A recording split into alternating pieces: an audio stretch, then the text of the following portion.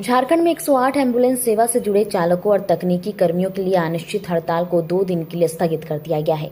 यह निर्णय बुधवार को धनबाद के सिविल सर्जन के साथ हुई वार्ता और आगामी 1 अगस्त को राष्ट्रपति द्रौपदी मुर्मू के धनबाद आगमन को देखते हुए लिया गया है।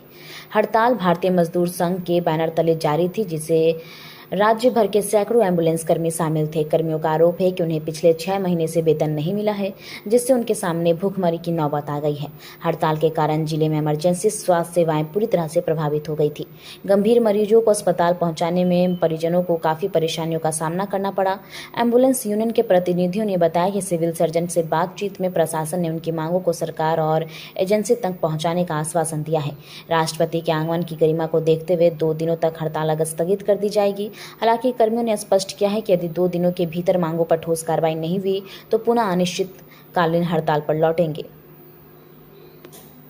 बुलाया था, क्या कुछ आश्वासन दिया गया और क्या स्थगित अवसर कर रहा था? देखिए, उन लोग के द्वारा बुलाया गया तो हम लोग को यही बोला गया कि सर कि पूरा धनबाद व्यस्त हैं, क्योंकि सबको खुशी है कि हमारे धनबाद में राष्ट्रपति महोदय आ रहे हैं, तो उनका सम्मान की वजह से सारे लोग खुशी है कि हम लोग उनका खुशी जाहिर करते हैं कि हमारे धनबाद में आ रहे हैं, तो सबको खुशी का क्षण है।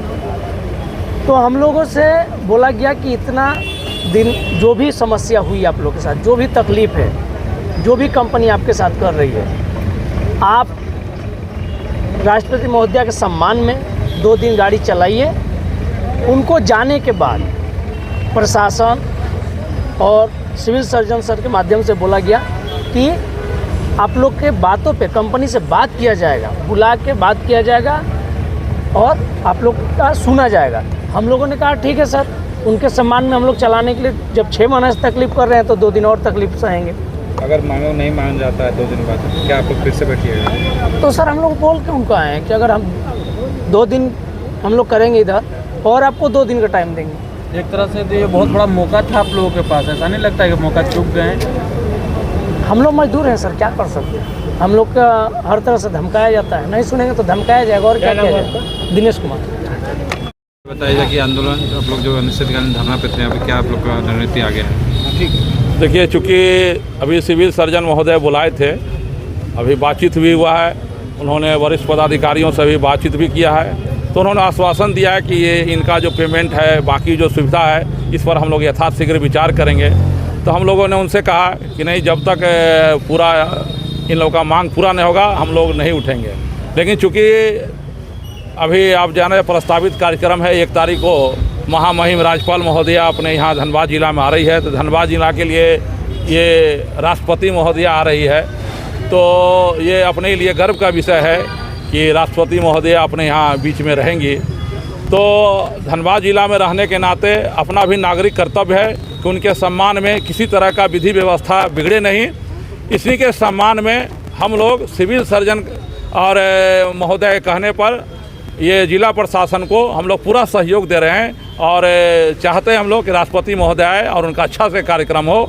इसके बाद जो इन्होंने आश्वासन दिया है कि हम लोग इनका जो वेतन है, इनका जो स्वास्थ्य का बीमा है, EPF से जुड़ा हुआ मामला है, ये इन पर हम लोग गहनता से विचार करेंगे।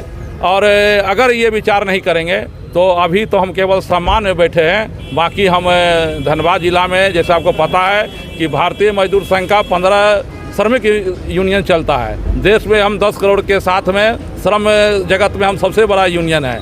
तो अगर इन लोगों के साथ अन्याय हुआ तो करीब 50,000 मेंबरशिप हमारे पास पूरे धनबाद जिला में हमारा है।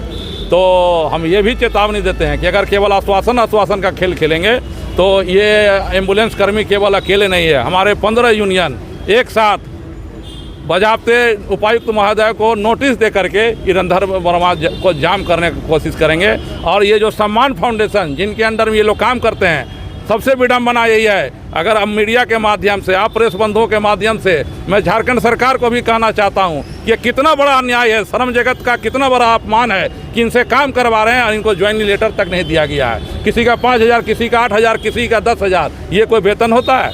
आपने अभी तक वेतन फिक्स नहीं किया है, कितना बड़ा अन्याय है। और झारखंड सरकार, हेमंत जी कहते हैं कि हम गरीबों के साथ हैं, हम निचले व्यक्ति के स्तर है। कहाँ हैं आप? अब स्वास्थ्य विभाग आपका कहाँ? स्वास्थ्य विभाग के लोग कहाँ हैं? लोग कहता है ना कि जब तक धरती पर भूखा इंसान रहेगा तब तक धरती पर भूचाल रहेगा।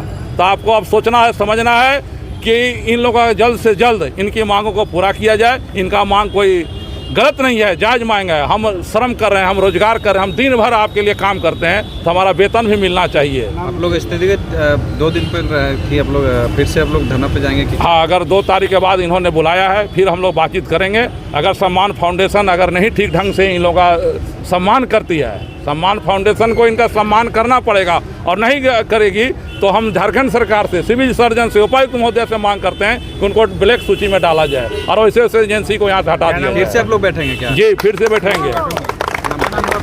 धर्मजीत चौधरी, जिला मंत्री, भारतीय मजदूर संघ, धनबाद।